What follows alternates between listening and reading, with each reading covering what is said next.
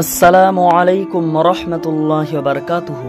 মানব সৃষ্টি সম্পর্কে ইসলাম ও বিজ্ঞানের ভাষা। পৃথিবীর সবকিছু সৃষ্টির মূল উপাদান পানি।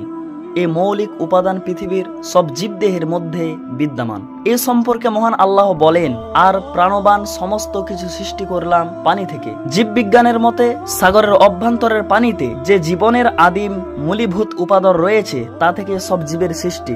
আর সব জীবদেহে কোষ দ্বারা গঠিত, আর এই কোষ গঠনের মূল উপাদান হচ্ছে পানি। বিভিন্ন মতে পানি অর্থ শুক্র। তাছাড়া আকাশ ও পৃথিবী বন্ধ ছিল, অর্থাৎ আগে আকাশ থেকে বৃষ্টি বর্ষিত হতো না এবং জমিনে তরুলতা জন্মাতো না।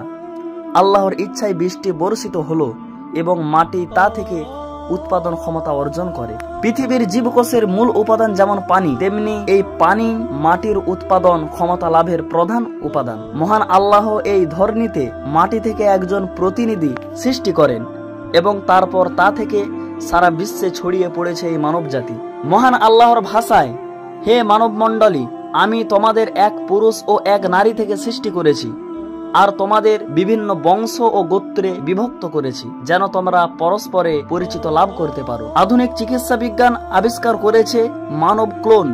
এই ক্লোন পদ্ধতিতে সন্তান জন্ম দিতে গেলে পুরুষের জীবকোষের প্রয়োজন, অর্থাৎ একজন পুরুষের জীবকোষ বা শুক্রাণু ব্যতীত একজন নারী সন্তান জন্মদানে অক্ষম, কেননা নারীর ডিম্বাণু ক্রোমোজোম XX ও পুরুষের শুক্রাণু ক্রোমোজোম SY পুত্র কন্যা সন্তান গঠনে বিশেষ ভূমিকা রাখে। এখানে ঈসা আলাইহিস সালামের জন্ম সম্পর্কে প্রশ্ন হতে পারে, কিন্তু মহান আল্লাহ এই প্রশ্নের সমাধান পবিত্র কোরআনে যথাযথভাবে দিয়েছেন। তিনি বলেন, নিঃসন্দেহে আল্লাহর কাছে ঈসার দৃষ্টান্ত হচ্ছে আমাদেরই মতো। তাকে মাটি দিয়ে সৃষ্টি করেছিলেন, অতঃপর তাকে বলেছিলেন হয়ে যাও, সঙ্গে সঙ্গে হয়ে গেল। সূরা আল ইমরান আয়াত নম্বর 59। আদি মানব মানবী ও তাদের সন্তান সৃষ্টির পূর্ব ও পরের রহস্য নিয়ে নিম্নে আলোকপাত করার প্রয়াস পাবো ইনশাআল্লাহ। আদি পিতা আদম আলাইহিস সালামের সৃষ্টি নিয়ে বিভিন্ন বাস্তববাদী গবেষক দার্শনিক নানা বক্তব্য দিয়েছেন।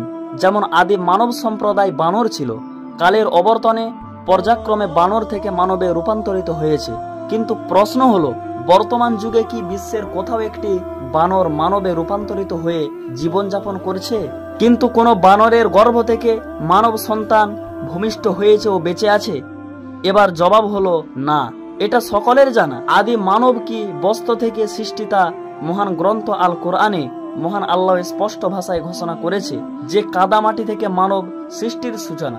মানুষের প্রতি আল্লাহর বিশেষ অনুগ্রহ হলো তিনি তাকে বিশেষ দেহ কাঠামো দান করেছেন, যেমন সুন্দর চেহারা, সুষম দেহ, উপযুক্ত প্রকৃতি ও অঙ্গ ষষ্ঠ আল্লাহর বিশেষ দান। ইরশাদ হয়েছে, অবশ্যই আমি সৃষ্টি করেছি মানুষকে সুন্দরতম ভাবে। মানুষকে দুই পায়ে সম্পূর্ণ সোজা হয়ে দাঁড়ানোর ক্ষমতা দেওয়া হয়েছে, হাত দিয়ে খাওয়ার শক্তি দেওয়া হয়েছে। অন্য প্রাণীরা চার পায়ে হাঁটে, মুখ দিয়ে খায়। মানুষকে যে চোখ, কান ও অন্তর দেওয়া হয়েছে, মানুষ এসব সঠিকভাবে কাজে লাগাতে পারে। যুগে যুগে বিজ্ঞানীরা গবেষণা করে মানুষ সৃষ্টির চেয়ে মহাকাশ সৃষ্টিকে অতি বিস্ময়কর মনে করেছেন। দিন দিন নতুন নতুন তথ্য আবিষ্কারে বিস্মিত হয়েছেন। এই সম্পর্কে মহান আল্লাহ বলেন, মানুষ সৃষ্টি অপেক্ষা নভমণ্ডল ও ভূমণ্ডলের সৃষ্টি কঠিনতর, কিন্তু বেশিরভাগ মানুষ তা উপলব্ধি করতে পারে না। আল্লাহর সৃষ্টি নিয়ে গবেষণা করার অনুমতি আছে। আমাদের সবার উচিত আল্লাহর সৃষ্টির প্রতি গভীর দৃষ্টিপাত করে মহত্ব ঘোষণা করা। বর্তমানে চিকিৎসা বিজ্ঞানীরা গবেষণা করে নতুন নতুন তথ্য উদ্ধার করছেন, অথচ অনেক আগে এই তথ্য মানব কল্যাণে মহান আল্লাহ তার রসুলের মাধ্যমে জানিয়ে দিয়েছেন। বলা যেতে পারে কুরআনী সুশৃঙ্খল, কল্যাণকর, অকৃত্রিম, বিস্ময়কর এলাহি বিজ্ঞান এবং রসুল সাল্লাল্লাহু আলাইহি সাল্লাম সর্বকালের যুগ শ্রেষ্ঠ বিজ্ঞানী।